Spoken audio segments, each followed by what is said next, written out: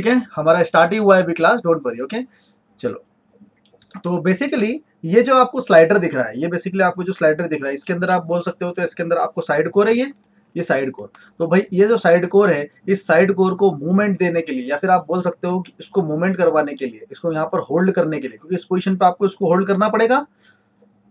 किस पोजीशन पे होल्ड करना पड़ेगा भाई इसको? 35 के डिस्टेंस पे इसको मेरे को होल्ड करके रखना पड़ेगा यहाँ पर। क्यों रखना पड़ेगा यहाँ पर होल्ड करके? क्योंकि ये ओपन कंडीशन में रहे, ताकि तो मोल्ड कैसा रहेगा? मोल्ड इस तरह से रहेगा इस तरह से, बिल्कुल, है ना, ताकि मैं कंपोनेंट को बाहर निकाल सकूं इसमें से। ऐसे रहेगा ना मोल्ड भाई? नहीं रहेगा। वर्टिकल क्यों रहेगा भाई? हॉरिजॉन्टल रहेगा ना, ऐसा रहेगा ना। ये देखो, ये इधर चला जाएगा फॉर एग्जांपल, लेकिन ये फिक्स्ड हाफ मूव नहीं करेगा, मूविंग हाफ मूव करेगा। तो मैं एक ही कंपोनेंट को मूव करता हूँ ना डायरेक्ट ही, है ना, मैं एक ही कंपोनेंट को मूव करके दिखा रहा हूँ आपको डायरेक्ट।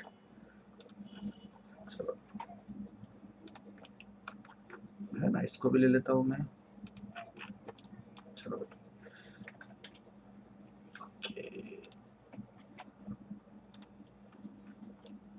1 मिनट।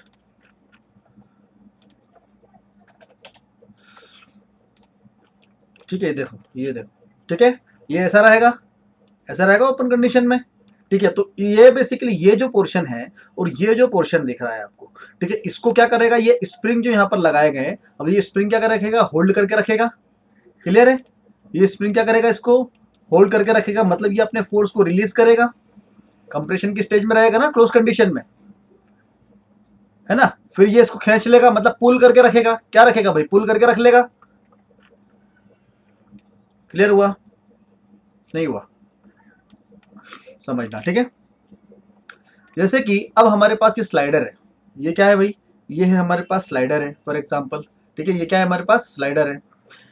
इसके ऊपर बेसिकली अगर मैं इसको बोलूं अगर आपको कि इसको मुझे क्या करना है? धक्का मारना है। इसको क्या करना है? मुझे धक्का मारना है। तो मुझे इसके ऊपर एक फोर्स अप्लाई करना पड़ेगा। अगर मैं आपको बोलूं कि इसको मुझे खींच के रखना है, क्या रखना है? खींच के रखना है, पुल करके रखना है, तो भी इसके ऊपर एक फोर्स अप्लाइड होगा।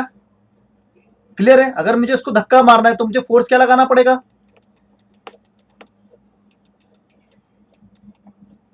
Force is equal to m into a, mass into acceleration. What is the mass? Mass of the body. भाई कक्षा 7th और 8th का है। F is equal to m into a, ये मत पूछना ये क्या है ना, ये मत पूछना, ठीक है। ओके, सभी को पता होना चाहिए भाई, force is equal to m into a, mass into acceleration होता है। जो फोर्स होता है, यहाँ पर हम लोग फोर्स निकालेंगे। जब फोर्स निकल जाएगा तो दो फोर्स होंगे हमारे पास, जो कि न्यूटन में होगा। फोर्स को किस में मेजर करते हैं भाई? हम लोग न्यूटन में मेजर करते हैं। Newton is the unit of the force. Okay, ठीक है, क्लियर है? चलो भाई, ठीक है, इतना समझ में आया, है ना। Force is equal to m into a. अगर मैं बात करूं इसके ऊपर फोर्स लगाने की, तो फोर्स m इंटू ए लगेगा, लेकिन इसके ऊपर यहाँ पर स्टेशनरी में भी तो यहाँ पर इसके अंदर कुछ फोर्स लग रहा है। अगर मैं इसके वेट की बात करूं तो बेसिकली क्या है? फोर्स ही लग रहा है इसके ऊपर। क्या लग रहा है? वो force is equal to m into g. What is the g here? G is the gravity, 9.8, है ना। लग रहा है इसके ऊपर फोर्स, है ना। इसके अंदर जब इसकी बात करूं तो ये क्या निकल जाएगा? इसका फोर्स निकल जाएगा, मतलब इसका क्या निकल जाएगा? जनरली बोले तो वेट निकल जाएगा। ठीक है, इसको हम लोग क्या बोलेंगे? F1 force. F1 फोर्स, ठीक है। अच्छा, मुझे एक बात बताओ, कभी आपने डिजिटल तराजू देखा है क्या? जिसके अंदर इस तरह से यूनिट आती है। आप कभी सामान लेने गए हो तो उसके अंदर नंबर्स लिखे हुए आते हैं, आता है ना लिखा। अगर मैं उसके ऊपर अगर कोई सामान रखता हूँ स्टेशनरी कंडीशन में, मतलब अगर मैंने उसके ऊपर 1 किलो चावल रख दिए, तो भाई यहाँ पर मीटर में वो 1 किलो बताएगा, 1000 ग्राम बताएगा, है ना। अगर मान के चलो वो 1 किलो चावल को अगर मैं हटा दूं और उसके ऊपर मैं अपनी उंगली को रखूं, किसको रखूं? अपनी उंगली को रखूं, ठीक है भाई, अपनी उंगली को रख दिया मैंने, और उसके ऊपर मैंने फोर्स अप्लाइड किया, मतलब मैंने उसके ऊपर प्रेशर लगाया। क्या लगाया? प्रेशर लगाया। तो इसका मान बढ़ेगा, अपने आप बढ़ेगा, बिल्कुल, है ना। अब मैं इस उंगली से मैं जितना मेरी कैपेसिटी है उतना फोर्स लगा सकता हूं, है ना। तो यहां पर मान बढ़ता जाएगा। इस चीज को ध्यान में रखना भाई, ठीक है, मतलब ये जो ऑब्जेक्ट है ये स्टेशनरी कंडीशन में सिर्फ कितना क्या मल्टीप्लाई हो रहा है, इसमें 9.8 मल्टीप्लाई हो रहा है, तो मास इंटू 9.8 होगा, तो ये इसका F1 फोर्स होगा, है ना। और अगर इसके ऊपर अगर मान के चलो ये बॉडी के ऊपर कोई दूसरा फोर्स लग रहा है, दूसरा फोर्स इन द सेंस कैसा, दूसरा फोर्स इन द सेंस कैसा, कोई दूसरा ऑब्जेक्ट आके इसके ऊपर अगर फोर्स लगा रहा है तो वो F2 फोर्स होगा, मैक्सिमम कितना भी हो सकता है भाई, इतना भी हो सकता है कि इसको क्या कर दे, क्रश कर दे। इतना समझ में आया, है ना भाई, सभी को क्लियर होना चाहिए इतनी चीजें, जब तक क्लियर नहीं होगी तब तक मुझे बता देना कि सर क्लियर नहीं हुई, तो मैं क्लियर करूंगा उसको, ठीक है। क्लियर नहीं हुई तब तक मत बोल देना बोले कि नहीं सर आ गया, आप तो आगे बताओ, है ना, ऐसा नहीं चलेगा, ठीक है।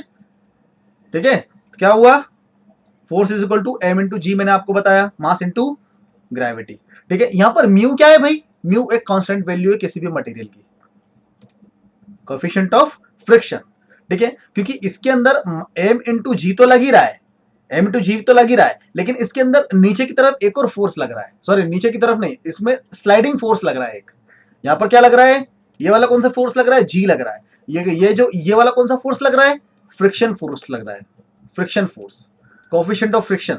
अगर मैं मटेरियल की बात करूं तो सभी मटेरियल के लिए अलग अलग फोर्स होता है। फॉर एग्जांपल मैंने लिया एक प्लास्टिक मटेरियल, मैंने लिया एक मेटल का मटेरियल, मैंने लिया एल्यूमिनियम मटेरियल। फॉर एग्जांपल मैंने ये क्या लिया, एमएस का लिया, एमएस ये लिया मैंने एल्यूमिनियम का, यहाँ पर मैंने ये लिया फॉर एग्जांपल वुड लिया, वुड, है ना, यहाँ पर मैंने एक और लिया प्लास्टिक का, है ना। सभी के लिए कोएफिशिएंट ऑफ फ्रिक्शन होगा ना भाई, ये अलग अलग होगा, कोएफिशिएंट ऑफ फ्रिक्शन अलग अलग होगा, क्योंकि इसके ऊपर एक फ्रिक्शन फोर्स लगेगा, ठीक है। जनरली अगर स्टील का हम लोग कोएफिशिएंट ऑफ फ्रिक्शन अगर हम लोग देखते हैं तो वो क्या होता है, स्टैटिक कंडीशन में, स्टैटिक कंडीशन में अगर मतलब कोई अगर ऑब्जेक्ट अगर स्टैटिक कंडीशन में है, मतलब वो स्थिर कंडीशन में, तो जब आप इसको जिसके ऊपर जब आप फोर्स लगाओगे, इसके ऊपर जब आप फोर्स लगाओगे तो उसके अंदर जो फ्रिक्शन लगेगा वो कितना लगेगा, 0.74 की वैल्यू लगेगी, ठीक है। और अगर ये ऑलरेडी गति में है, काइनेटिक कंडीशन में है, तो कितना लगेगा, तो कम लगेगा, 0.57 लगेगा, कम हो जाएगा ना भाई, काइनेटिक कंडीशन में रहेगा तो कम हो जाएगा,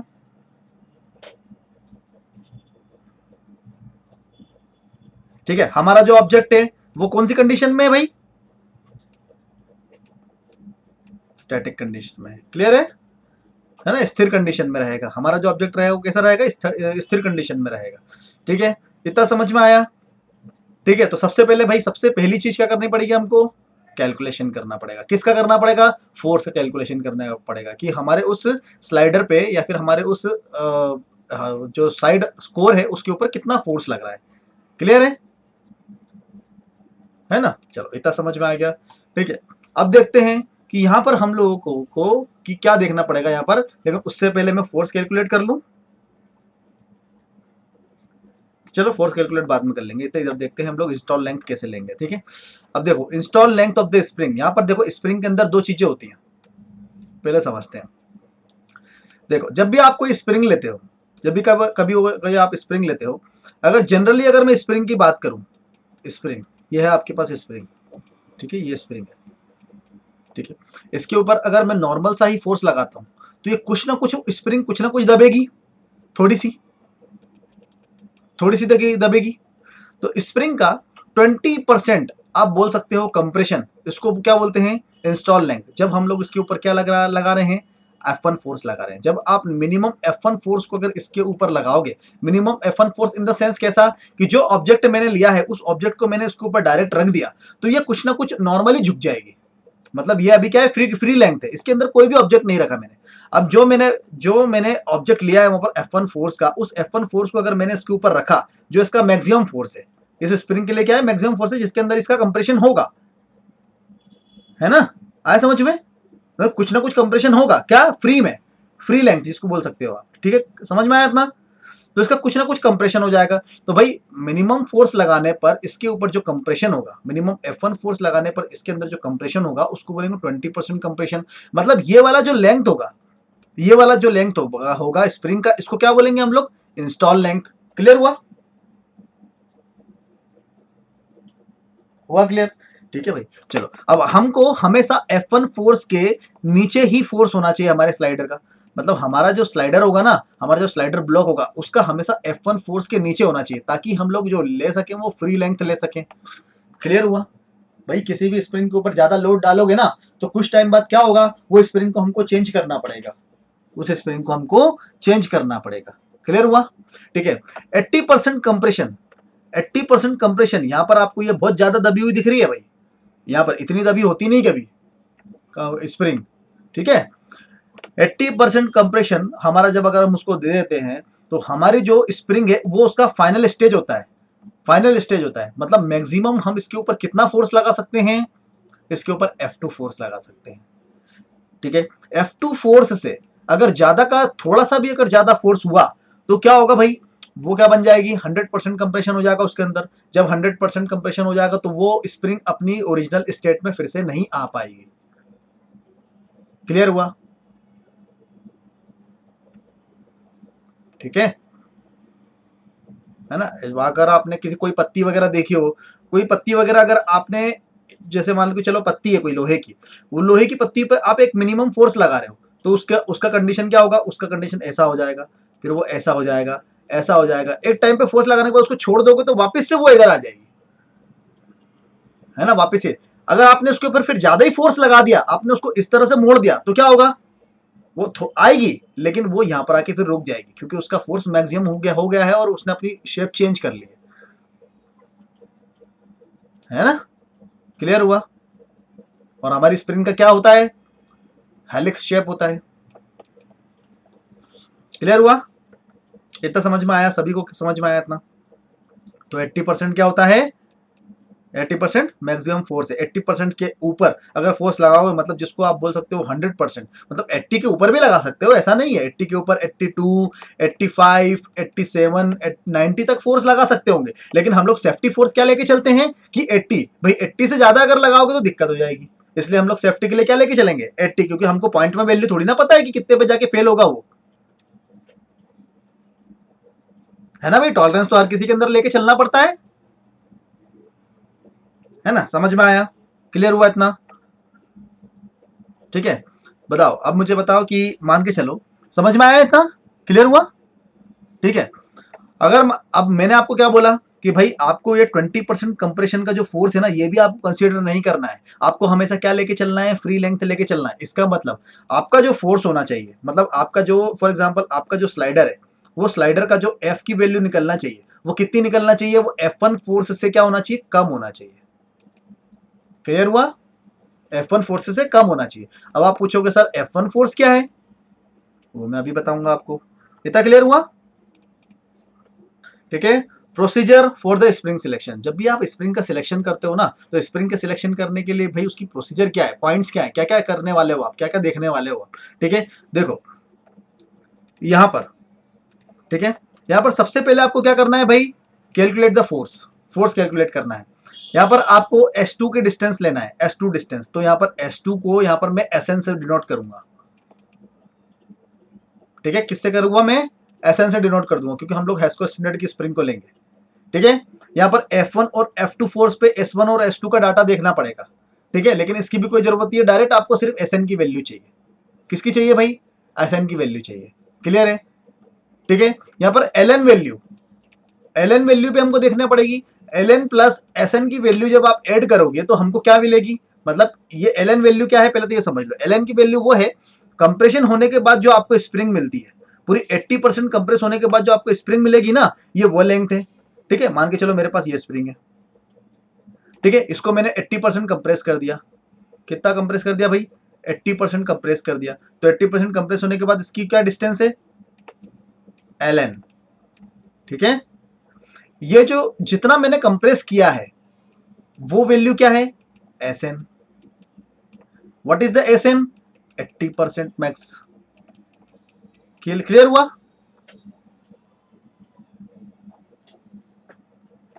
ठीक है।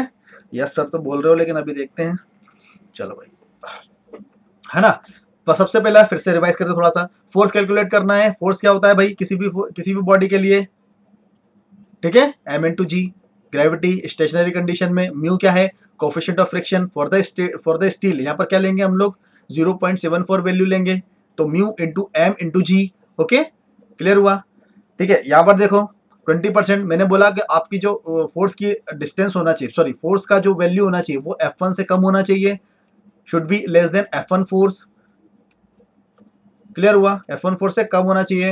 यहाँ पर ये वाली वैल्यू कौन सी है? Sn की वैल्यू, Sn की वैल्यू। L3 की वैल्यू जो यहाँ पर दिख रही है ये क्या है? Ln की वैल्यू। अगर Sn की वैल्यू और Ln की वैल्यू जोड़ेंगे अगर हम लोग, तो हम लोगों को क्या मिलेगा? हम लोगों को मिलेगा फ्री लेंथ, जिसको बोलते हैं L0। क्या मिलेगी हमको? फ्री लेंथ, जिसको बोलते हैं L0। ठीक है, क्लियर हुआ? चलो अब यहाँ पर इस डायग्राम, हाँ समझ में आया इतना?